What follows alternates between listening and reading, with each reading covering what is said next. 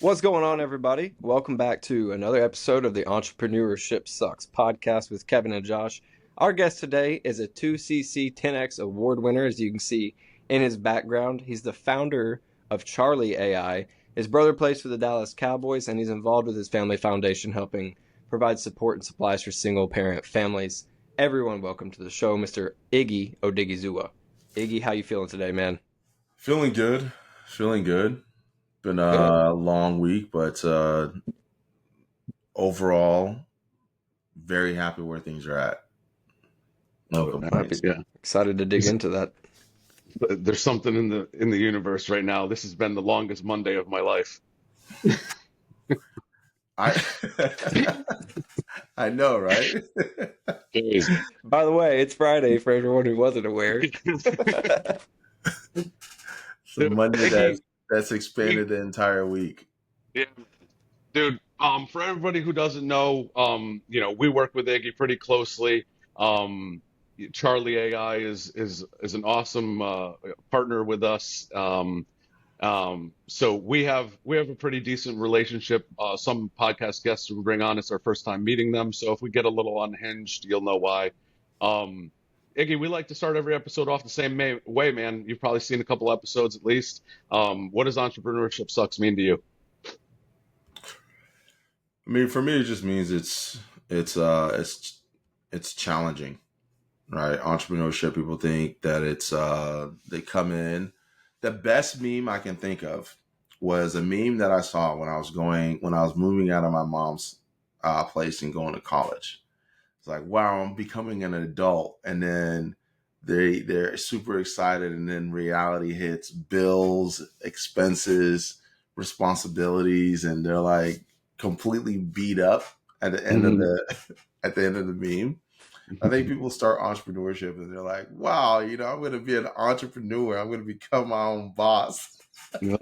And Yep. then they get there Freedom, Lambo, private plane. working that laptop lifestyle from the beach, and then they get their ass kicked and realize it's a lot easier being an employee than being an The first entrepreneur. 5 years, you're on an air mattress looking at your screensaver of the beach on your beat up laptop. Oh man, but Yeah, that's what comes to me as far as visually is the reality of how difficult it is. People don't talk about enough. Yeah, man. That's the whole premise of what we're here for in this podcast, dude. We're coming up on a year, and that's exactly what we do. We dig into like the deepest, hardest shit you've been through and how you overcame it, and hopefully that can inspire somebody else that's on this journey not to quit, right? Hey guys, the Entrepreneurship Sucks podcast is growing, and we have our first official sponsor, LeadFi. And instead of trying to tell you what LeadFi does and how much we love it, we actually just brought the owner of LeadFi here, Douglas James, to explain it to you. LeadFi helps business owners identify exactly who is financially capable in their funnel in real time.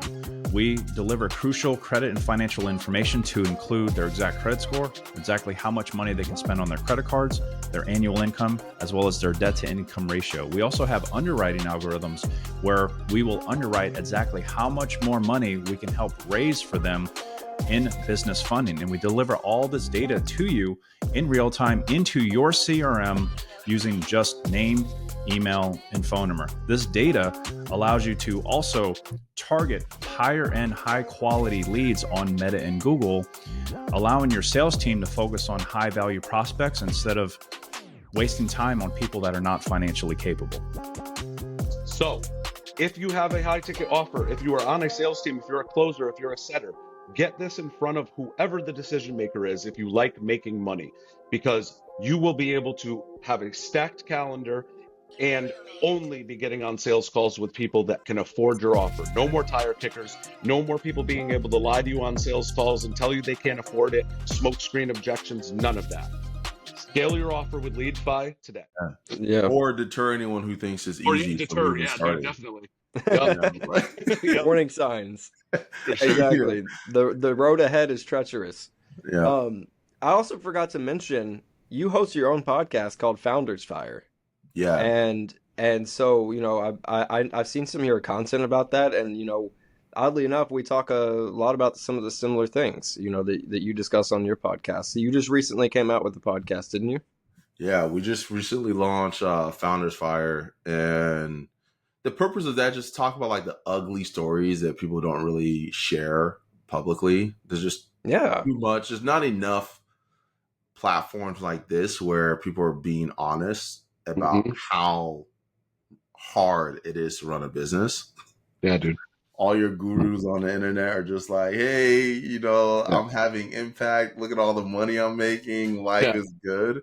When Yeah, I'm like, they'll I like know you. self-deprecate in their marketing and think that they're like really being raw.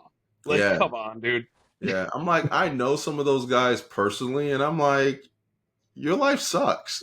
Your business sucks. You're miserable. Like, I know what's happening behind I'm the still scenes. rooting for you, but come on, dude. Yeah. So, but yeah, I just want to create a safe place to just people to just come on and just share. Here, this is the real, like, right? Yeah. Um, Absolutely. There's not enough people doing that. Yeah, I saw you had Dan Bagnick on your pod also. He was one of our first interviews. And I remember I met up with him in Nashville when he came to visit, and I was talking about you with him, and then you guys were both in Taylor Welch's program, and Yeah. that's actually where we met. I remember I first came up to you and I saw you had that AI setter shirt on, and I'm like, what does this guy do? And I think one of the first things that you said to me was just like, yeah, we built out Taylor's program, and I think I said to you, I was like, what is that supposed to impress me or something? I don't remember. I was like, I don't remember what I shared when we first met, but I was like, yeah, we've got some pretty prominent people using our platform, right? Absolutely, you do, 100%. So, Yeah. but it Well, was I'm like glad that because Congratulations we're on that. your nobody little knows who we attitude are. didn't ruin that introduction, and we're still here today to be working with Iggy. Yeah, nobody knows who we are, and I kind of want to keep it that way for a little bit longer Uh-huh. before we make our move on the scene. Mm. Um, but yeah, we've been like kind of flying under the radar. So when people hear like, "Oh, how do we know if you're legit?" I'm like, "Well, You here's a just do few this. names." Just point backwards. Yeah, I'm like, "Here's a few names that you can reference if you wanna check if we're good at what we do." You Yeah. know. What you Love are. it. Well, Yeah, Iggy, dude.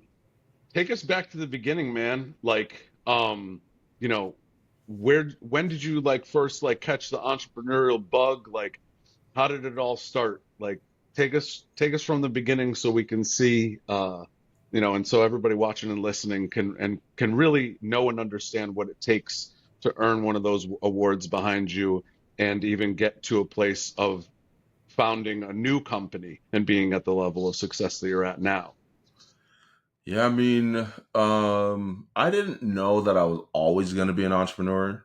Um, I was fortunate enough to get nominated to join something called Enterprise Academy, where you learn how to put together a business plan and how to assemble a team and things like that. And I got to meet some really successful entrepreneurs at that What time. I was age? like, this was high school. It's Okay. like I Where think did I you was grow like up, Iggy? 16. I was in Portland at that time. Portland, Oregon? Yeah, Portland, Oregon. So I was like 16 years old at that time, I believe, and I think that's where the seed first got planted, right? Mm. Like the foundation was set. I started entrepreneurship though out of just kind of desperation. I had a really Hmm. hard time finding work, Hmm. and I felt that there was more to it than me not being qualified for a role, Mm.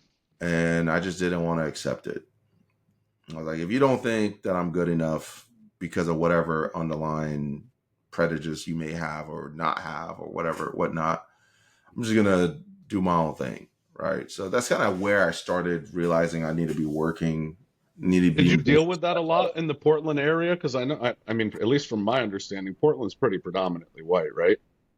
Yeah, I dealt with that more in LA, funny enough, than I did Mm. in Portland. Why do So you think that is? I Because have of the no gang idea. culture? I've never, honestly, I've never even I've never sat down to even care to So as unpack I'm it. wearing a Crenshaw hoodie, right? Yeah, I'm like, for me, it's like there's a lot of stereotypes out there, and stereotypes are designed to inform behavior, right? Like everyone has stereotypes, like whether they're good or bad, whatever, what have you. It's just, and I didn't like some of the stereotypes that were being portrayed about African American men, and I resolved to just go against a lot of the typical stereotypes that were portrayed out there, Mhm. and that's really When kind of wa- like what I when had to was fight this? against When you early on. like decided like, all right, like this is bullshit. Like people aren't hiring me. I'm qualified or even maybe overqualified, and I know what this pattern means. Like how old were you? What was going on at the time? What kind of jobs were you applying for? Were I you was out of applying for college? Like, I was like 22 when I was applying for some of these jobs, like business, like entry level jobs to get into, um, to start working at different businesses. And the thing at that time is I went through Enterprise Academy, so I had a lot of experience actually I had more experience doing the thing than what most people did going into those entry level jobs. Mhm. And then I was fortunate enough to, get a lot of experience running small organizations, nonprofit organizations, and building nonprofit programs and things like that. So I had really decent experience. Like, there's nothing harder than getting people who are volunteering their time to be committed to a project. Mhm. If I'm paying you for your time, mother effer, you better show up to work and you better give me 110% effort. I'm paying your Mhm. bills. But if you're volunteering, it's not easy to do. So you have to use some psychological Mhm. tie downs and some persuasions and Uh, some identity frames and things like that to you get know, people to like behave the way that you want them to, because you so don't that have was the that ability to was your fire first them. real trial in sales psychology then for sure, right? Exactly. So I was like, man, like I know if I start working inside the organization, like I'm gonna blow it up, but just gonna find somebody to really take the leap or Mhm. roll the dice on me. So I decided I wanted to start my own business. Got into personal training because I was studying kinesiology at the time, Mhm. um, and that's really where I got started with entrepreneurship. Is I was a Cool. personal trainer. And so you weren't Building, in Portland anymore, though. You were in LA at this point. yeah, I was in LA. I was fortunate enough when I made that shift to become a personal trainer, start working for myself. I was able to land a gig at the University of Riverside and start training some of their athletes and working with them. Awesome. Um, and then from there, Were you a in lot of sports? crazy stuff's happened. Go ahead. Were you in sports back like in high school? And did you go to college? Yeah, I was playing football and then I got injured. And so I ended up Okay. taking an academic scholarship to a Christian college and then started studying kinesiology, Hmm. got the gig at the university, training their athletes. And then Football players or multiple sports? just their athletes in general, like their athletic Gotcha. department. So, Cool. yeah, football players, soccer, baseball, basketball. It was a wide range of Yeah. athletes. What do you think you brought from your experiences up until this point that we're talking about now, like training athletes, training yourself, um, and just the obstacles that you were overcoming. Like, what do you think you brought to your first entrepreneurial venture from that like benefited you? Um, there's a lot of decent experience in some of those things that I see as direct reflection of you know areas that can make you successful. Yeah, it was just the ability to program and plan and build systems and processes that were repeatable enough for me to get people results in radically different ways. All Mhm. right. So I'm a fan. I like being efficient. So I like to think through like what's the most efficient way for me to get this thing done Mhm. and do it in a way where I'm eliminating variables. So I Mhm. developed a system for getting athletes to perform at a high level, And then I developed a system for helping people get in shape. And then got to a point where I was able to replicate that system and have other trainers underneath me running that process and getting their clients great results. And we'd split the sessions, be like 50-50, but they'd be essentially running and licensing the systems that I put together for the in-person practice. Nice. So, oh, sorry, Kev. Are you familiar with Coach Michael Burt? I don't think so. Maybe if He's I in see him, I Nashville. will. He's a short, bald-headed guy. He's written like 22 books. He coached in Murfreesboro here at Riverdale High School, and so he owns the Greatness Factory there in Nashville. And so Oh, I don't okay. know. Okay. Yeah, so he talks a lot about kind of a similar upbringing. Like he was coaching a girls' basketball team, and like when he was 18, like he was uh, basically he taught them principles of leadership, like Stephen Covey, 7 Habits of Highly Effective People, Yeah. that kind of stuff. And then he he tells people he turned them into little stone cold killing machines by the way that he programmed their mental. And it Yeah. was had nothing to do with how like their training routine or anything they did on the court. Everything was off the court. So how did you and what was some of those the tactics inside of the system that you built to bring about those results and eliminate the variables and produce the efficiency and consistency and training the athletes that you were coaching? Yeah. So there's like three, really five core pillars. Number one Hmm. is I would set expectations, right? So clear expectations, clear standards. Number two is we create an identity around those expectations and standards that the athletes will get excited about. And then number three, we'd have a framework that challenge them to grow and challenge them to kind of go above and beyond. And number four, we create clear decision-making frameworks for them. All right. So we have the expectations, we create identity around it. We have the challenge them to grow, and then give them clear decision-making frameworks. Like, how can I empower you to make good decisions on your own without needing to run it by me? Mm, Right. mm, And then five is I'd have very good support system around them. So it'd be a very easy way for them to get access to support if they needed help, or if they got stuck on something, or if there was a blocker they needed to get, a roadblock they needed to get removed, or some type of obstacle. So that'd be kind of like the process that I would take them through. And then I would be screening when I'm working on people. I'd be grading them on four things, right? So I'm grading them on their commitment, on their caring, their competence, and their obsession.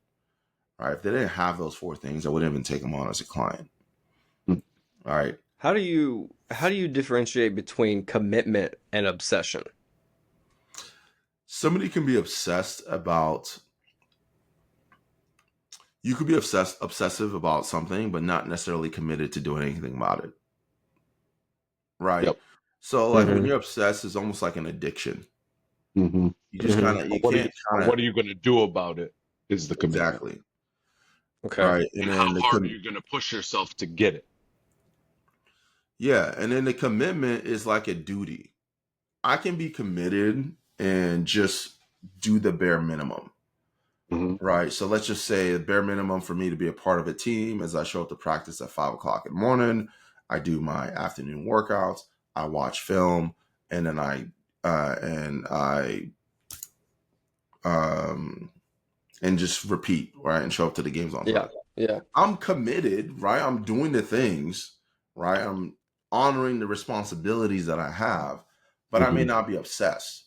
Meaning, like, if I'm obsessive about this and I'm committed, then what's going to happen is outside of practice, I'm doing additional stuff. I'm putting in extra Mm-hmm. hours, right? Yeah. Okay. Yep. Outside of Yeah. practice, I'm studying, right? I'm finding new things to learn and bring and improve my game, Yep. Okay. That right? makes perfect Like sense. shooting 1,000 shots every single day. That Exactly. type of thing. Outside of Yeah. practice. Yeah. You could be committed to the team into the game, but obsession is making those extra shots Yeah. to And get then you can like be point obsessed zero. about something, but if you don't have if you're not committed to doing anything about it, then it's just something that you're just curious about. Yeah. right? Yeah. Well, what was in your time coaching athletes? Because I want to pivot into how that turned into coaching people in an actual like coaching business. What was when you were coaching athletes? What was some of the major like hardest challenges that you faced with those teens? With those young adults. There wasn't a bunch of challenges on that side. Like that was pretty. It came pretty easy to me, if I'm being completely Hmm. honest with you. Yeah. Like one, I looked the part. Like I was in. It was a guy that had the physique of a Greek god. I was in phenomenal Yeah. shape. Yeah. Yeah. So it made it easy to have that authority over them and just be Mhm. like, they're like, okay, I'm doing whatever you say, Yeah. Mhm. right? So I wasn't gonna argue with you. right, so it's not that side wasn't really that was pretty easy, right? Uh, The challenges would be with their parents and things like that, but even then, those were more logistical stuff, right? Or they may have had a different take on what their kids should be doing to improve. And then I just be like, well, not to be a dick, but look at you and look at me, and then look at the people that I've worked with in the past, Yep. like who I know what I'm doing, right? Yeah. track record. So Yeah. once we had that hard conversation, then they were on board. Yeah. Mhm. You Okay. know, So the the students are pretty on board with you. They didn't have many objections, but the parents did. yeah, and then it was just a matter of getting synced on expectations, right? And Okay. that's where like that set clear expectations became the first thing that we would do. So it'd be clear expectations with the athlete, clear expectations with the parents. And then after Okay. that, once we had that process dialed in, it was never an issue. Nice. Cool. Cool. The hard thing though was when I gave that up and went on a mission trip, and I was in Nigeria for 3 years, and we had people who volunteered to go there, getting them locked in and getting them uh really like on board. That was probably the volunteer people are have been the most difficult to deal with, Mhm. Right. right? Right. Those are Yep. by far the most difficult because the things that you don't have a real stick, Yep. right? So how do you get them to be committed Oh, and to I be would argue you actually only have a stick. You don't have a carrot, I right? mean, technically, you could put it in that way, but if they're fed up, they could just walk. Yeah. You know what I Yeah. mean? Like they can walk at any point. They're not getting paid to be there. Yeah. You're giving Right. them So for how did free you time. navigate that? Like, what did you learn from that? The identity part is really important, and the mission and how you communicate the mission and interpersonal communication, right? So making sure that if I'm leading people who they're there because of either the mission aligns with their what they believe to be their calling, I have to lead them in a different way where I'm asking questions and making sure that above all else that they know I care about them individually and that they know that I care about the greater good of the mission. All right. Once I was able to get that and somebody truly believed with all their heart that Iggy actually cares about me, but then he actually really is all in on this mission, Mm-hmm. that gave me the permission to have really hard conversations with them with the purpose of helping them contribute to the mission in the most meaningful way possible. Mm-hmm. Right. Because I could fire them, but not really. Right. Mm-hmm. It's not like we had a line of people volunteering to go to a third world country and participate and risk their life and things like that. So that was probably the hardest thing is learning how to communicate with people and persuade them to really like be all in. Mm-hmm. Mm. That was probably the most valuable skill that I learned during that time. That directly made working with clients and building a coaching business a Yeah. lot easier than What advice would you give to somebody who's trying to get better at that?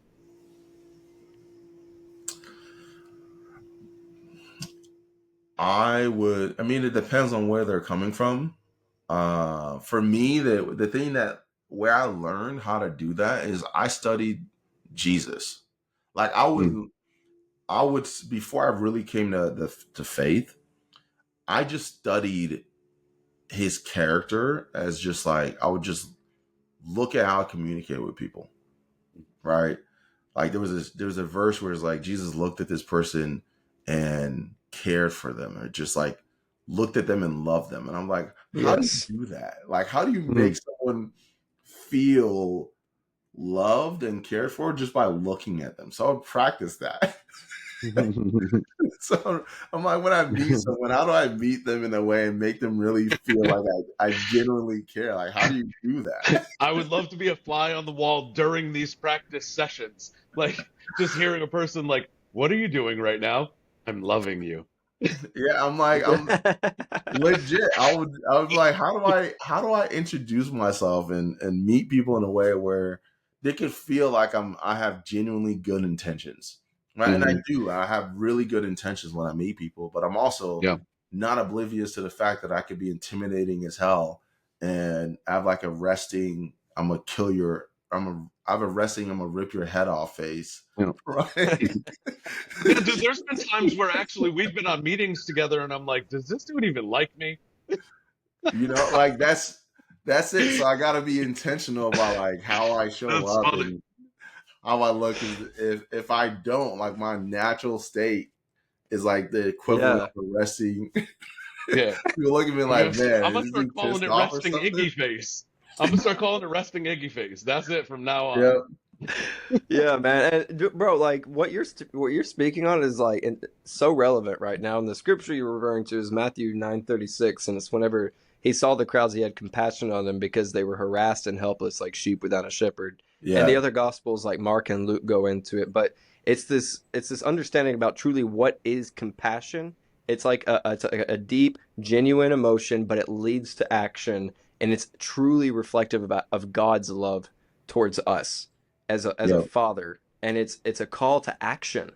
for other believers. It encompasses all those things. It's leading with it, like Kevin often says, with an iron fist but an open heart, Yeah. and Yeah, I and want to better understand this dynamic, especially from you two, because Joshua, son of a pastor, business partner, brother to me, like he is the complete opposite of me when it comes to leadership, and we're trying to find that yin and yang.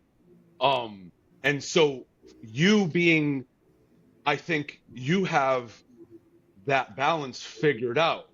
Like if I were to combine what are mine and Joshua's strengths and weaknesses in leadership, I think that you have that balance. So, I I too am like I'm very impatient with inefficiency, and so I have a tendency to raise my voice, Yeah. and some people have a tendency to feel disrespected by that. And I'm very passionate. I'm a Gemini, dude. Like there's yay in me. Like Yeah. For you, for me, it's really important that you communicate those things. Right. Like my team knows. like put a frame around it. Like, dude, if I'm Yeah. screaming, I I'm not tell them you. one of the best frames that you can use is, first of all, when I'm bringing somebody onto the team and to do a specific role, I tell them right off the bat, if I care about issues in your department more than you, meaning that if there's a problem and it bothers me more than it bothers you, we're going to be at odds and I'm going to rip your face off. Let's go. See? Right. Love it. So, like, but I communicate that expectation well ahead of time. And then I'm like, okay, how can you show me that something bothers you? When it happens, you communicate it to me Mm, immediately that you're doing something about it. Like, Hmm. hey, I see this, on it, Yeah. Yeah. right? Proactive Like, personal responsibility. yeah, Because you're I being hold myself proactive to that about it. standard as your leader. Yeah. Yeah. And then when I'm addressing it, I'm asking you, like, hey, and if anybody on my team is listening to this and they've had a hard talk with me, this is how I started, and they know they're gonna have a hard talk. I'm like, hey, Josh, I wanted to bring up a couple things to you, and I'll share all the things that I see in Josh that he's doing a really good job in, and then I Bun meat call out bun. the Mhm. area that I want to improve, and I just be like, Josh, do you want me to coach you to your comfort or to your potential? Mm. That's a powerful question. Right? And if Josh says he wants me to coach him to his potential, he's giving me permission to take the gloves off.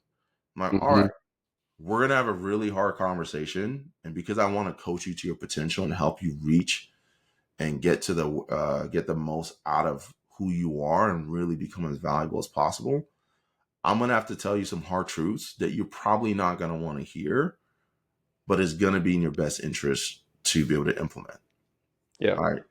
So I'm doing a lot of like pre-framing and I'm doing a lot of preamble so that when I take the gloves off, I don't have to hold back or feel bad about just like Yeah. going in on somebody. And they know that I'm going in on them because I care. Right.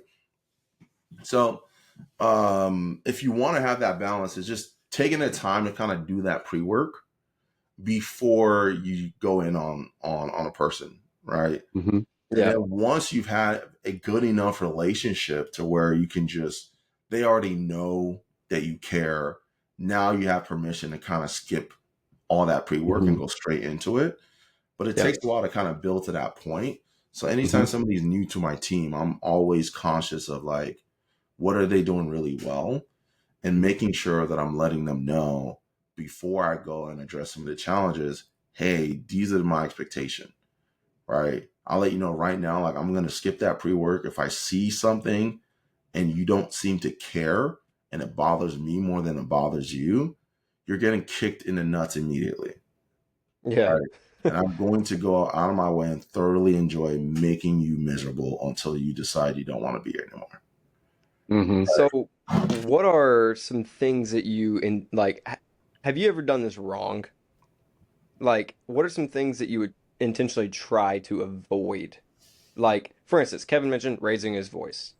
Um, or like condescending or pointing fingers or like those types of things. Like, where are some areas where you've messed up in Yeah. the past when having these holding this space? Raising your voice doesn't help. Right. Like I've raised my voice and I've gotten on and gotten very angry. Like talking to someone while you're like still your emotions are still high is not effective at all. Right. So I mean, even people on my leadership team know this now. Like when I'm really annoyed, I'm like, I need to go for a walk. I need to create some space. Right. Mm, I just need some time to just create space to think through what's gonna be the best way for me to deal with this in the most effective way. So going straight in and addressing somebody while I'm in the moment and feeling peak frustration, anger, and emotion, absolutely wrong way to go about it. All right. So now I take a step back before I do that. And then the other thing is not using different tonalities. So when I'm having a hard conversation, I learned that telling someone I'm disappointed versus telling someone I'm angry or they're messed up is way more powerful. Right. So I would practice this. I'd be like, Josh, I'm just really disappointed in the outcome of how that call went. I think you could have done way better. Versus Josh, you did a terrible job. Like you should have done that way better. All right. So those would be like the things I would avoid. I would avoid raising my voice. I would avoid going in while emotions are high and while I'm still hot. And I would avoid going in without gathering more information. mm, Right. So I may see something and I'll be like, I'm very, very triggered. And then I need to gather. I'm like, oh, maybe I have it wrong. So I'm going to sit down and intentionally give them the benefit of the doubt. All right. So now right. I go in and be like, hey, can you explain this to me a little bit? Right. Yeah. This happened. This is how I perceived it, but I could be completely wrong. Can you just kind of give me a little bit more context on what happened here? Yeah. And That's that's good. saved me more than I can count. Like that's saved a lot of unnecessary hard conversations because I just was operating off bad info. Right. Yeah, just getting clarity before you decide how you need to handle it. Yeah. So that's really helpful. Now, for me specifically, I have struggled with people pleasing and setting expectations that are not accurate to people please, to let them hear what they want to hear in the spot, but then it's not reflective of the reality of the situation. Yeah. And I don't know where that came about. And so, what would you say to somebody that struggles with people pleasing, especially somebody who's wanting either is an entrepreneur or is wanting to become an entrepreneur and setting proper boundaries? Like, what's your MO when it comes to like if somebody's expecting something and you need to set clear expectations, but you don't want to overpromise something that may not be reality? If that makes sense. Yeah. I mean, it depends on the situation because tend to be a people pleaser as well. I want to make people happy and I don't want people to be uncomfortable, right? And I don't like disappointing people.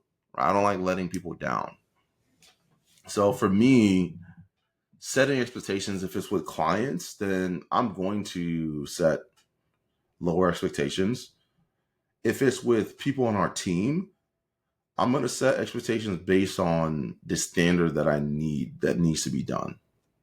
Right? Like, okay, well, what would the ideal outcome be?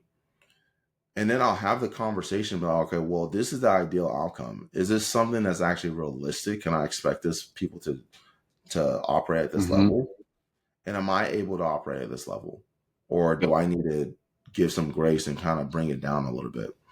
Yeah. Like So the whole under promise, over deliver thing is very important. And like in situations where you do feel like pressured to like give somebody an answer, but you don't have a full answer in that moment. Like I live by Jay-Z said something in a Breakfast Club interview, and it's never left me since the day he said it, is I'm not on anybody else's time but my own. mm, Like I don't care what's going on in the market. I don't care if 50 Cent just dropped an album. I don't care what's going on. I'm on my time. And yeah, so so, like, you're in those moments, I remember that when I feel like, let's say a client is pressing me for, like, I set an expectation, but maybe deliverables aren't, uh, let's say this. I'll give a perfect example, right? Because we're in the same industry, right? Everybody has been dealing with major delays because of A2P crackdowns, yep. right? So if you take on a new client, you need to get a campaign registered, and you set what you think is a standard expectation of under promising and over delivering based on what worked last month, how quickly the A2P was getting registered and approved, right? That campaign versus now I've had clients get declined for A2P 3, 4 times and it delay their project 30 plus days. Yeah.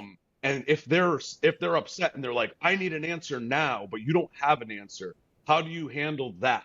Like if you still need to do your due diligence so that you can underpromise and overdeliver and not set expectations that you can then fall short on again and make the problem worse. Yeah, that's in those situations, I just let people know the truth. Right. So, I mean, we deal with it regularly and we know that sometimes it's up in the air, but I'll let people know before it becomes an issue that hey, this could be delayed by this long. And as soon as we find out that it's going to be longer than we initially expected, we're communicating that immediately. Because with clients, what I found is that the answer that they make up in their mind due to a lack of communication is substantially worse in reality. Mm-hmm. So I'd rather just as soon as I have new information, I'm letting them know. Mm-hmm. Hey, this thing popped up. This is the delay. This is what we're expecting the delay to mean on your as far as Mm-hmm. timeline on the project. Versus if it is delayed and now I'm waiting to hear more information about that delay, and now the client is waiting to hear more information, they're making a bunch of stuff up. So I'm like, as soon as I recognize that it's delayed, they're knowing immediately. Yep. Right. Yep. And So I'm you're setting being proactive with communication, but not setting expectations to people please and like correct. So you gotta proactively communicate, but then you also have to be intentional about letting them know, hey, because of this new information that I'm communicating, I don't know how long this is going to take. On average, this is the kind of delay that we'll see happen, and could take up to 30 days. Right? Here's what we're going to be doing in the meantime. While we're waiting for this, we're going to be working on XYZ, driving these things forward while we're waiting on this thing to get cleared up. So that by the time it's done, we have all our ducks in a row and we're ready to pull the trigger and hit go without any unnecessary delays from us waiting for the next process to start. Yeah. Because, if you're a service provider, you know good and well that every project is extremely multifaceted and there's very limited scenarios where there's only one thing that you can be working on. I mean, Yep. just in our instance right now, like A2P verification's pending. Cool. Let's battle test Charlie 100 times to make sure that the language is dialed in and we give it training feedback Yep. to make sure that when A2P is done, that we don't need to we're do ahead of all this schedule, additional testing. even based on Exactly. delays. Yeah. Yeah. Exactly. So there's a lot of things you can do. And for me, it's like communicating, but then also having ways where we can add value and what can we do in the meantime? And then what can I get the client to do in the meantime to keep them busy and maintain our team being proactive. And then What a do you lot of think? times, go ahead. Sorry. No, I was going to say, what do you think would be the difference between the way that you handle, let's say, your team in a similar situation versus like your clients? Like, is it the same principles, or is there a certain level of like, because of a deeper level of a relationship where clients are, if we were to call it, you know, clients are 3 levels deep, and then employees are like level 2, and then partnerships are like level 1, right? Yeah. What differences in approach would you have with those situations in the same scenario? With clients, I'm more tactful about framing and being proactive. With employees, they've got real standards and expectations that they're being held to. So I'm communicating for them. I'm holding them accountable to outcomes. So if they're delayed by certain things, or if I catch something before they do, right? Let's just say they're being delayed by A2P. I'm not, well, it's outside of their control, right? But let's say they're delayed by A2P and they're not working on anything else. That's a problem, right? If they're sitting there just twiddling their thumb, oh, I've been waiting for this thing for the last week. Yep. What have you done in the meantime? Yep. Oh, nothing? Like you couldn't think of a single thing to do in the meantime? So it's just the expectation and the standards are different with employees. Yeah. Right. Versus with clients, I'm making sure I frame it in a way where, one, they have clear expectations. I'm communicating, I'm being proactive. But then also I'm communicating by being proactive. I'm letting them know, hey, I've got your back. We've got this covered. This is what we're going to be doing. And here's the benefit of us doing this thing in the meantime, since we got completely derailed. Right. And I'm just framing it in a way where like, hey, this is actually works out for your good. We're going to get all these things done and start to get ahead of the game so that by the time we're able to actually launch, all this work that we would have had to do post-launch, we can do a pre-launch and have a better and more successful launch. All right. And then what about at level 1 then? We're talking like C-suite partners. At the level 1, like there are more consequences, but they're also responsible for the full cycle. Right. So like at the C-suite level, like our leadership level, when there are issues and delays, they're responsible for figuring it out, right, and getting it done. I expect our leaders to present problems, solutions, and then what they're doing about it. And I expect them to communicate that to me at a high level. Right. So I'm not going in there trying to give them the frame or things like that. I just expect them to do that. And if they're not getting it done, there's real consequences. And we have to communicate what those consequences are. All right. So for them, it's just kind of different. With team, there are consequences. With clients, there's no real consequence for the client. Right. Unless we're waiting for the client to get something to us, that's different. Right. If the client's supposed to get us a playbook and we waited 2-3 weeks for them to do it, like, hey, Josh, we're operating on a timeline and we want to get you launched and want to make sure that we're within parameter, but we're delayed by this thing.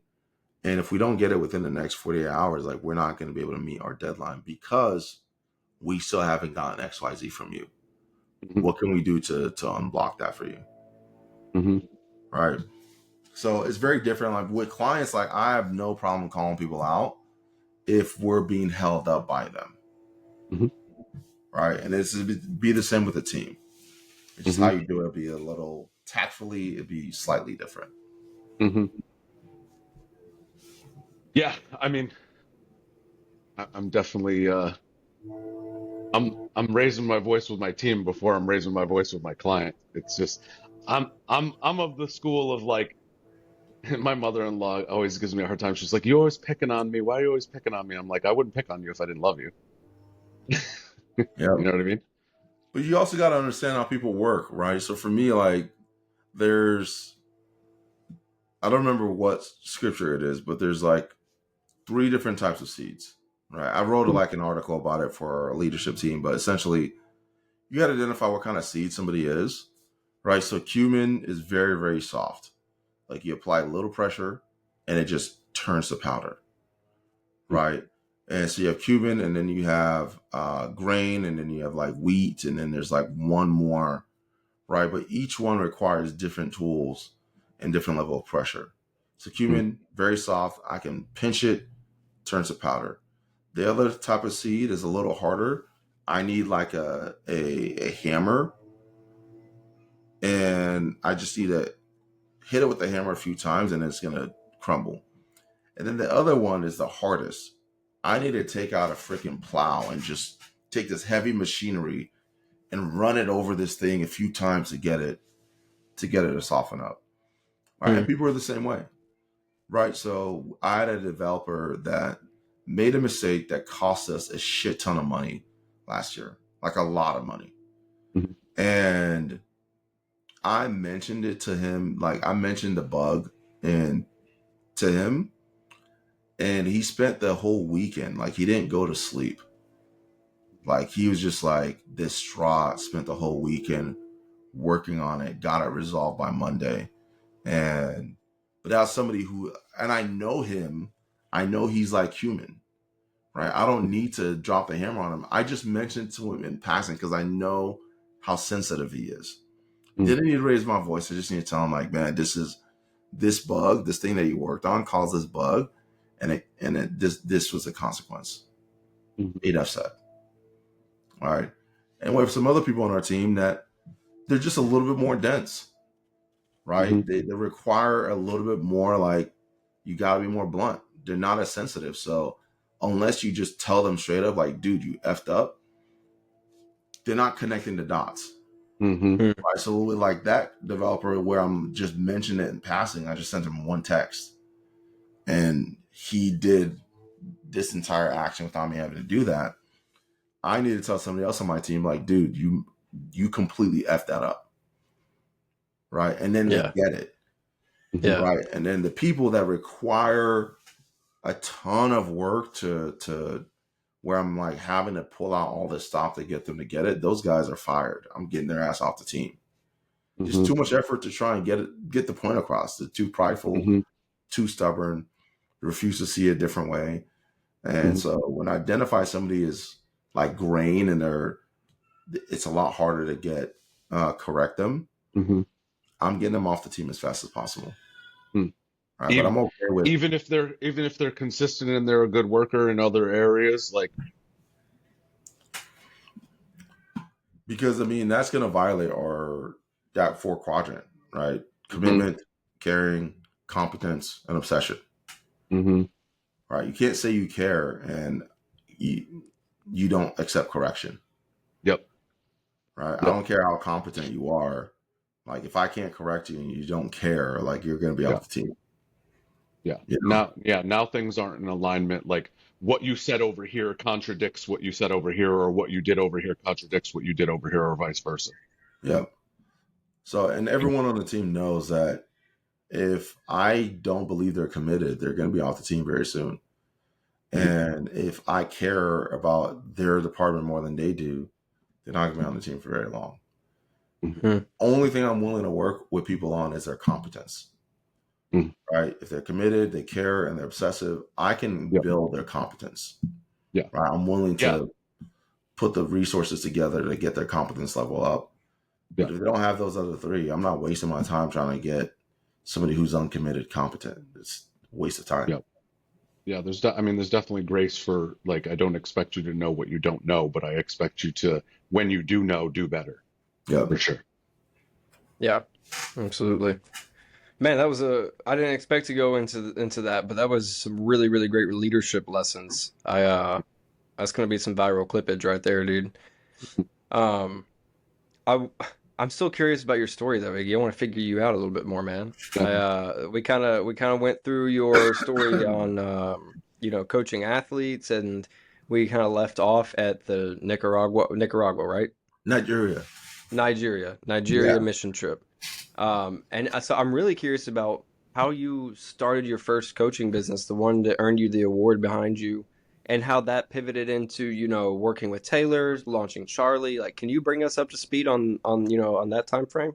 Yeah. So, I mean, that was 2017 when I came back from Nigeria. And how old were you then? I don't remember. 2017. Well, how old are you now? I was 24. Okay, so what, you're like 32 now? Yeah. I was 24. Okay. So coming back from Nigeria, I was living with my brother. He was playing for the Giants. My older brother was playing for the Giants at the time. So I was living with him in New York or New Jersey. And he was in a really bad relationship. It was just like awful. So when I went to visit him, I didn't recognize who he was. So I ended up deciding to stay with him just to because I'm like, man, I don't even know if I'm going to see you in a year because you just depressed and just completely out of it. So when I came back, I started up my personal training business again, but in New Jersey. And I was having a hard time building traction. And I met a guy or found a guy on Facebook who said that they did like 350,000 in their personal training business. And they got like their dream car and whatever it is. So I met him for lunch. And I was like, dude, I don't know if I believe you because the most money I made as a personal trainer, and I was training athletes and, they had commercials of me at the university, and most money I was making was like $80K a year. And I thought that was great. Right. And you're saying you're doing 350. So he showed me his clientele, his books and his numbers. And I was like, man, like I've never seen anything like this. Can I come work for you? I don't need to get paid. I just want to see how you're doing what you're doing. So I met him for lunch on a Wednesday, moved into his garage Thursday, and started shadowing him Friday morning, 4 a.m. Wow. All right. So I watched him for like 60 days. And then shortly after that, I started doing like 100 sessions per week. All right. And making more money as an in-person trainer than I ever even thought was possible. And that was just because of proximity. So from there, I saw a Facebook ad of a gal, and she was like, I'm making $50,000 a month in my online fitness business, and I don't know anything about fitness. That ruined my entire week. I was like, bro, I'm doing 100 sessions a week. I studied kinesiology. I've dedicated so much time to this. And this woman is doing $50K a month, and she just blatantly claims she doesn't know anything about this field. I'm doing something wrong. I'm clearly operating on different sets of information. So I stalked her. I found her on social media. I was like, hey, like, is this real? Like this ad? And she was like, yeah. And I was like, who taught you how to do this? And then she told me about her coach. I ended up joining his program. And then moving from New Jersey to move with my mom, gave up like my in-person clients because I was like, I got to figure this thing out because this is clearly a more efficient way of running this business than what I'm doing. And that was my first stint in the online space, was hiring that coach, moving to Washington so I can live be in an environment where there was no overhead and I could just learn and experiment and figure out how to build this online business. I'm sorry, I keep looking at my phone. I'm not trying to be rude. I guess we were double booked. We were supposed to interview David Adam Curves for his 1 year anniversary episode, and for some reason he like got moved to next week. So sorry. Normally I'm not looking at my phone while we're interviewing. I apologize. All good. All good. So you moved into this dude's garage. Yep. Moved into his garage and then moved in with my mom. And then from there, I had a really hard time figuring out the online space. The coaching program that I bought, to be quite frank, it was terrible. It was just awful. I felt like I got completely ripped off, and now I'm like living with my mom. I gave up my personal training business. That other chick was doing good in the program, right? Yep. So I was like, what changed? And the main thing that changed was just the person who was actually running it. So they had removed themselves from it. They changed a bunch of stuff. They didn't update any of the materials, nothing like that. And then you have to pay more to get one-on-one with the person that you initially sold that you'd be working with. So I was like, I'm not doing that. So I had to sit down and figure out, well, how did I get my first 100 clients in person? I met them. Right. So I was like, all right, well, if I want to build this thing online, I just need to start meeting people because I don't need to be with them to get them results. So I started attending networking events and meeting people in person and got like my first 100K year. All the clients that I got online, I sold in person. You know, and it was awesome. So I was like, I know if I get in a room with people and they're business owners and they need help getting in shape, I'm going to close that room. You know? So I was like, right. Yeah. I'm just going to keep doing that. And I eventually figured out how to translate that online and built the first real 7-day challenge for a fitness offer. And I was the guy who actually created that. And then you have all these guys like Tanner, a few other guys who bought that system from me and essentially blew it up. Oh, wow. But nobody was doing that at that time, which is hilarious. 7 days to get somebody results is crazy, man. What'd you put people through? I put them through a week of hell. So I told them that they were just 75 hard in 7 days. And I was like, you're going to be absolutely miserable and over the next 7 days. But if you are willing to stick through it, by day 5, you're going to feel the best you've ever felt. And that was a hook. So people made it to day 5. They're like, wow, this is incredible. And then they pay anywhere from $3,000 to $5,000 to work with me inside of my program. And then that was the first acquisition system that I got to work with paid ads back in 2018. Right. And that's back in the sweet spot. That's what changed everything. Right. So that next year, 2019, we went from doing 2018, we did like 300K. 2019, we ended up doing like 950. And in 2020, that was like 1.5. And then from there, it just kind of blew up very, very quickly. Wow. Got you. Man, that's awesome. So you started in person, tried to go online, kind of didn't work out the way you expected it, went back to in person and then figured it out on your own, and then went and launched a challenge, and then that was pretty much the start. Do you still run that business, or did you shut down operations? No, so my partners bought me out of that business. And then because in 2019, when I sold the license for that 7-day challenge, a ton of people were getting great results using it. right? Like it was crazy the amount of people who were like using my 7-day challenge, and then like overnight, like it was 60K and off 3,000 ad spend, and it was like 70K, 100K, all this crazy results. And then some of my partners that I found in that mastermind that I sold that system to, we ended up partnering up and building a conglomerate of different fitness brands all using that system. And that's where Nice. like that multiplying effect came.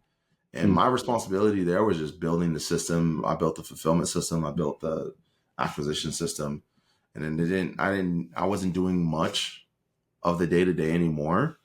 And that's when we eventually, I exited that business and then launched Systems by Design with my partners at that time. And that was like the core focus of my time in 2020, from 2020 to 2022. We launched Systems by Design, and that's where things started to really explode. And that's where the idea for Charlie came, was from doing all that work inside of that consulting business. Gotcha. Yeah. So our business was kind of birthed out of our own struggles when Joshua and I were running a 2 Comma Club winners sales team. And that's how we kind of got into the AI space. So what was it specifically with Systems by Design that ultimately led you to start Charlie? Well, I was getting sucked back into the fitness business. There was like 40 full-time DM setters at that time, and a lot of things were breaking, right? It was just very, very hard. So I was getting sucked back in. Partners needed help. So I was building out a 40 DM setters is crazy. Yeah, that sounds like building a mansion on a toothpick's foundation. Yeah, it was a scary big to me. team. It was a big team, and I started building out what we call the conversation funnel. It was an automated conversation funnel using ManyChat, the most disgustingly complex ManyChat flow you've ever seen in your life. What year was this? This is 2021. Okay, that's the year that I was working for Matt Decino at ZappyChat. So like Google Dialog Flow building out. Yep. So you were doing it on ManyChat at the same time as Matt was doing it on Google Dialog Flow for ZappyChat. Yeah, so we got it to work, but it broke all the time because we had to literally dictate every single thing. And then I discovered AI in November of 2021. And that was like my first stint. I was like, oh, I can start kind of like training it to understand some of the nuance and maybe not break as much. So I went OpenAI didn't come out with like their API till like 2022, 23 though, right? So you had found something different than ChatGPT's API. Yeah, so it wasn't on API. It was at that time I think WooSender had launched, and that was like the first. Yeah, it was WooSender that kind of like. Yeah, I remember, dude. I was working for Taylor at the time. I had Taylor had recruited me from highticketcoaching.com. I'm sorry, no. I bought his coaching program, and then he hired me. And then I remember the sales manager at the time was pushing WooSender, and it was like the first thing on the market was in terms of AI autoresponder. Yeah, it was terrible. Yeah. But it was like I was like, oh, I can start figuring this out with AI. So that's where that rabbit hole started, and then I started analyzing all of our clients inside of Systems by Design. Started analyzing all the fitness brands that we were able to build. I mean, we were able to build we took 20 brands from 0 to 7 figures in like 8 months inside of fitness. So I was analyzing those, and it was like, what was the difference between the brands that were able to like just blow up very quickly and the ones that struggled? It was a process of turning leads into qualified appointments, and then training sales teams, and then the fulfillment. We'd already gotten the fulfillment system dialed in, with our sales training process really dialed in. But the ones that were able to blow up very quickly were those who we were able to figure out the messaging for. And hence where that team of 40 came. Yeah, there's not much you can do for somebody that doesn't have a good offer. Yeah. No matter how good your AI system is, and you and I both know that firsthand. Exactly. So once I was like, well, we can't do this anymore. So I just told our consulate, hey, if we could automate this for you, would you pay for that? Every single one was like, yes. Can you do that for me now? So we tried to solve that first problem with people, right? And that's where we tried to use like Eliza and things like that. And it was just like, it sucked. It was painful. But there was a need in a market there. And that's where I started investing in and developing our platform and what now is Charlie. Is off the back of that, knowing what works in terms of messaging and the processes that you need to have in place, and then like what you need to be able to do with leads and how you need to be able to transition certain things and all that stuff. Right. That's What kind would of you what. say? I mean, I understand the clear delineation. There's a lot of AI setter solutions out there, and there's a reason we work together with you versus anybody else, because Joshua and I know firsthand we are salespeople that build tech, and there's a huge difference between that and tech people who build tech, right? Yep. Because we all here understand that we're here to build tech that converts and produces revenue versus just that works, right? Functionality doesn't make money. And so what would you say is the clear like differentiator besides your experience that makes Charlie in a league of its own? It's how we're building the platform, right? We're building it with like sales teams in mind, and then also the infrastructure that we're building around Charlie to facilitate that. So it's not just a chatbot. I mean, the goal is for it to be really an end-to-end lead management system that is truly autonomous. So you can train it, you can give it your documentation, and then we've got our reasoning engine that we're building out right now where it'll effectively be like the manager, where you give Charlie your info about your business, and then you tell Cerebral, these are the KPIs that I want, and then it will optimize the entire system towards helping you hit those KPIs and make adjustments on its own, right? So it's like thinking about your best closers, right? Think about your best sales reps. What are they doing? They're working their pipeline. They're nurturing their leads. They're looking at what are the leads responding to, what information are the leads downloading or consuming, and they're building out follow-ups according to those things. And it's that mindset that we have with Charlie, where it's going to, I mean, it's already starting to do this, but we're expanding the context where it's building a lead profile, right? And it's starting to know more information about each lead that it's being assigned to. And we're maybe like 2 weeks away from it being able to dynamically create its own follow-up messages based on information it's gathering from the leads and based on resources that you provided in its database. Yeah. That's Wow. like the biggest difference. It's like it's really like an actual sales rep that you're hiring. It's not Yeah. a tool or a chatbot that you're purchasing to kind of like just take care of manual stuff. But it's like you're hiring a highly trained sales professional onto your team that just happen to be AI. That's really like the biggest difference. Just fundamentally the way you guys built Charlie models an actual sales team's process and like the actual fundamental principle level stages of a conversation, and how what I like most about it is that it's the way you program the bot is by filling in these fields of the major stages of the conversation, and then you reflect KPIs and metrics off of those specific messages. Yep. And so just fundamentally the way it's built is different than any other provider out on the marketplace right now, and it's what sales teams want. You know, a sales manager or a business owner, they look at that and they understand like, oh, I see the value in this. Whereas other platforms, it's more like it can do everything, but it's not designed for sales conversions Yep. in mind. You know what I mean?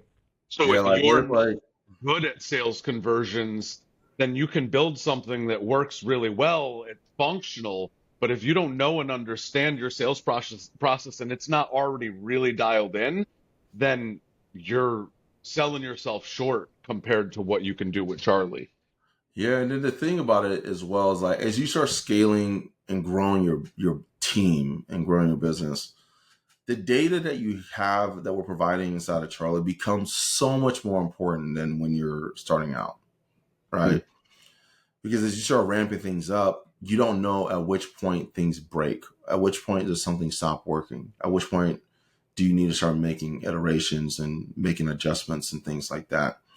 And so the modular process that we kind of built out with Charlie and the reporting that comes with it gives you the ability to really segment and identify, okay, where's the bottleneck and how can we alleviate the bottleneck? Right. So And what so would you say to somebody who is considering leaving one of the other chat bot providers out there?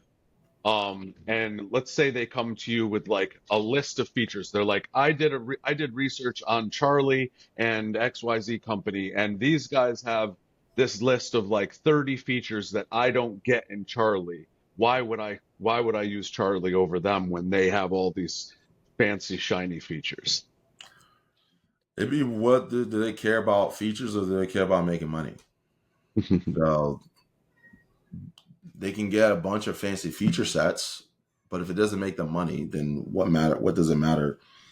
And most part, I mean, there's not really, we've not had anyone come to us and be like, it's missing this that a competitor has, and we're going to go with them as a result. And you guys might know. So like, if you have that list and send it over to me, but, We do. send it over Cat's to out of me. the bag. We do. But, We've been waiting to give it to you. um, but if, at the end of the day, the most important thing is like, can we get them results, right? And is the features that are lacking, are they mission critical for getting the result that the user needs? If it Yes. is, then we'll add stuff to our roadmap, right? Yeah.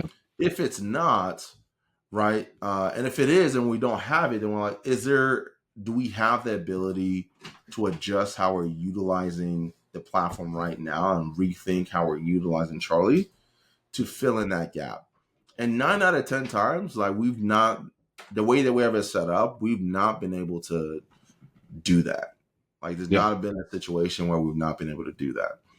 So I remember typically one of the first conversations we had, Iggy, man. You had me at hello with the frame that you put around your dev team's like feature requests, right?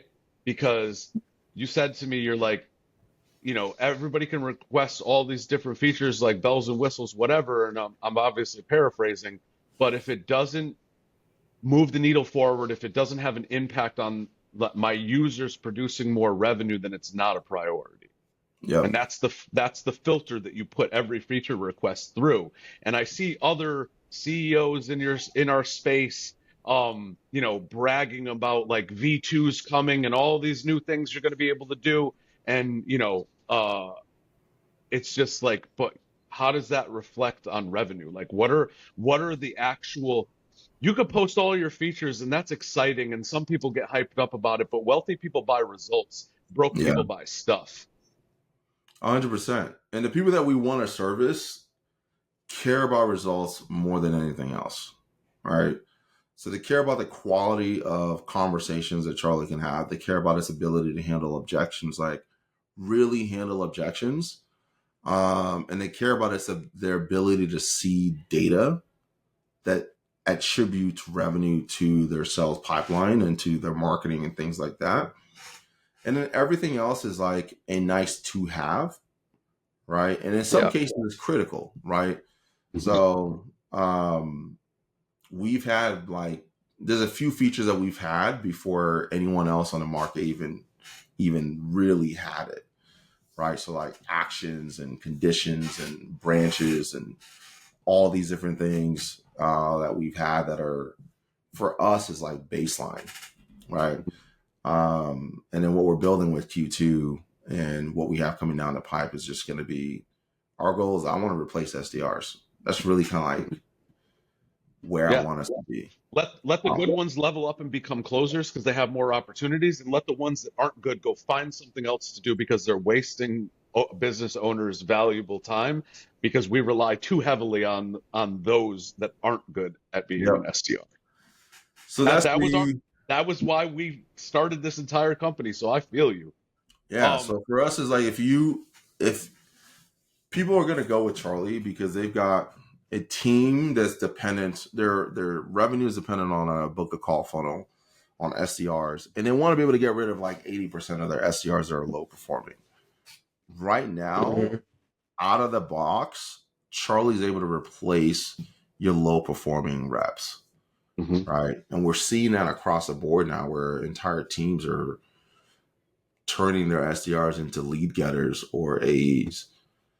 Right, where they're like, hey, you need to go out and get your own damn leads, otherwise you're off the team. Because I'm not giving you leads I'm spending money to generate, because the system is already doing a phenomenal job turning those leads into revenue for our pipeline, for our business.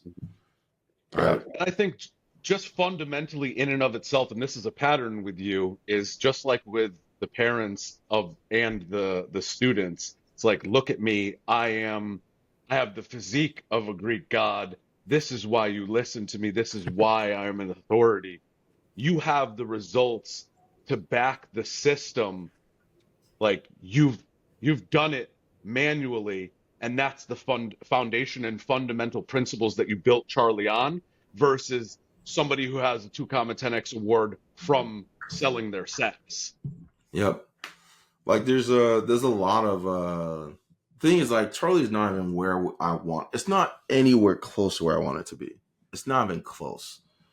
Like if you saw like our roadmap and what I want this thing to be able to do, like your mind would explode. There's so Well, much maybe nuance. maybe you can show us offline Yeah, sometime. I will show you offline, but like your mind would explode as far as like what Charlie's gonna be able to do even by this time, by the end of the year. All right. Mm. It's with those types of nuanced things where it's like what actually drives results for a sales team that we're building Charlie. We're building Well, Charlie for sales leaders and for CROs and people that are driving revenue and putting food on the table. Right, that's who we're well, building it for. I'll be living down in the Nashville area by then, where Joshua is and you are. So we'll hopefully we'll have offices propped up right next to each other. Any office space for lease around you guys? Oh yeah, there's a ton in Murfreesboro, man. Mm. Yeah, I'm in Chattanooga though, so there's not Okay. or Cleveland, Chattanooga. So we're gonna be actually looking to build something here very soon. Man, Well, that's awesome. I'm excited to hear that. Bro, divine timing, divine everything, man. Like the way yeah. that we met, the fact that, I worked for Taylor. I wasn't even supposed to be that I was supposed to be at that event, but like I wasn't like in Taylor's program. The only Yeah, reason I met you was because I used to work for Taylor. And like, yeah, I that's hit him up and I wild. was like, "Yo, can I come?" He was just like, "Absolutely." And now look what that's turning into, bro. Like I'm We're just, like God we're God amazes me, bro. Mhm. divine. I call it the strategic repositioning. Mm. Where you think you're supposed to be one place, and then God is like, you actually need to be here, and you don't really understand why you've been repositioned Mhm. until the reason reveals itself, and you're like, oh, it all makes sense now. If I actually went through and ended up doing this, I never would have been in this position, and none Absolutely. of this would ever actually happened. Yeah. You know, When we Yeah, met man. you, we weren't in the market for an alternative to the company that we were partnered with at the time. yep. Um, but now here we are, and divine intervention. Joshua and I pray together every morning before our morning meeting with the team. And one of the things that is part of our prayer is, we're divinely guided and protected. And I've everything I that hit. absolutely love that because I think for me, I value God and my faith immensely, right? Mhm. Like everything that we do, even how we're building, it's really a calling, a pulling that I believe God Mhm. is calling us to do. But then also like the product and how we're building is designed with I want to do it with integrity And the people that we partner with, I really want to make sure have high integrity. Doesn't mean like if they don't have faith, we're not gonna do business with them. Mm-hmm. But the goal is like, what is the intention, right? Yeah. And how do we collaborate with people who really want to have the highest intention, and how do we set those guys up for success? So for me, it's like I've been burned by too many bad partners, too many bad relationships. Yep. I made money only to have to give it back in a way of litigation and lawsuits because of bad relationships and bad partnerships. Yep. So now I'm like, God, put me in the right position, connect me with the right people.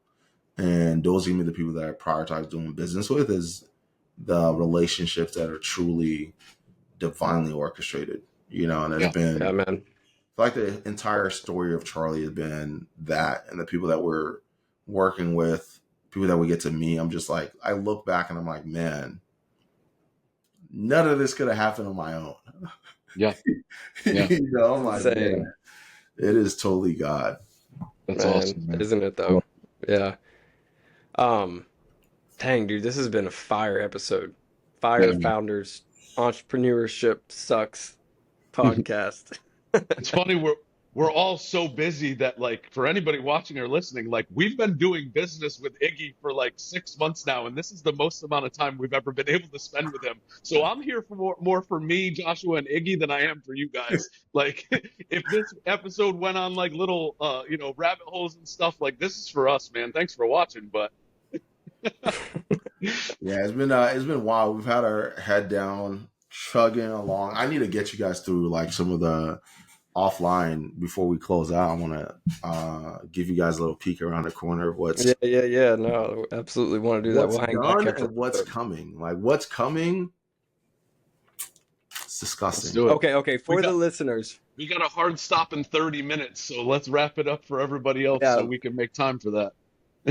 So three things super fast, rapid fire, Iggy. So number one, what is at least just one thing, tell the listeners one thing that you're super pumped about that's on your dev roadmap for Charlie, at least by the end of the year? Cerebral. Okay. What is Cerebral? Cerebral is going to be, we are going to completely change how people utilize AI inside of their companies. Okay. Cerebral is a reasoning engine that we're building that allows Charlie to build a lead profile of your prospects. So when it's said and done, it's going to be able to know their socials, it's going to look at their activities, going to know what they're clicking on, what email subject line they're opening, what text messages they're replying to, what their challenges, their struggles, everything that you need. And then you're going to be able to give it all the resources, assets that you've created.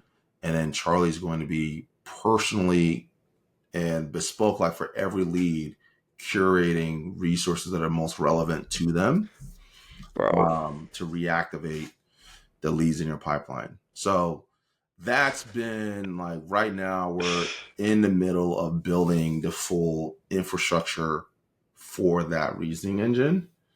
And when it's done, it's like, it is a freaking wrap. I'm telling you, man. Like, I gotta tell you, it's so funny because everything that we say that we want, and this is an idea that Kevin had, comes to us, and at some point in time, and you are building it. So we were sitting in Tony Robbins' Business Mastery event, and Tony said it was Dan Martell talking, and he said, "What is the question that you need to answer that would put you at the top of your game?" And it was like, so for Microsoft, they said, how do we become the operating system of all operating systems? And I was talking to Kevin, I'm like, what is that for us? And he was just like, it is, Kevin, what was it? How did you explain it? I don't remember. Remind me. It was basically exactly what Cerebral does. It was like, it would be just said. Yeah. And so it was like, it knows everybody's ideal buying profile. I remember.